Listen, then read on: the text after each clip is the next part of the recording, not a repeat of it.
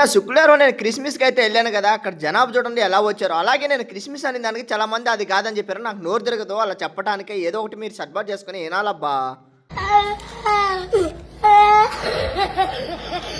మీకు ఒక స్టోరీ చెప్తాను. చాలా ఇంట్రెస్ట్‌గా ఉంటది. చాలా బాగుంటది స్టోరీ అయితే. మిస్ అవ్వకుండా వీడియో అయితే లాస్ట్ వరకు అయితే చూడండి. నేను మాలేకెళ్తే నన్ను చూసేదానికి కొన్ని కోట్ల మంది జనాభా వచ్చారు. అన్నా నువ్వు ఏంటన్నా ఇంత సింపుల్‌గా ఉన్నావు. నువ్వు బాగా చేస్తున్నావు వీడియోస్ అని చెప్పి చాలా మంది వచ్చి నాతో ఫోటోలు దిగడము, నన్ను హగ్ చేసుకోవడము, నన్ను పలకరియడము, వాళ్ళకి నచ్చింది ఏదంటే అది తీపియడం అలా చేశారు. అలాగే చాలా మందిని కొంతమందిని కలవలేకపోయినాను. వాళ్ళని కూడా చాలా బాధేసింది నాకు. ఇంటికి వచ్చిన తర్వాత ఎందుకు ఇంతమంది వచ్చారు నా కోసం వాళ్ళని పలకరియలేకపోతున్నాయి, చూడలేకపోతున్నాను అని చెప్పి చాలా బాధేసింది.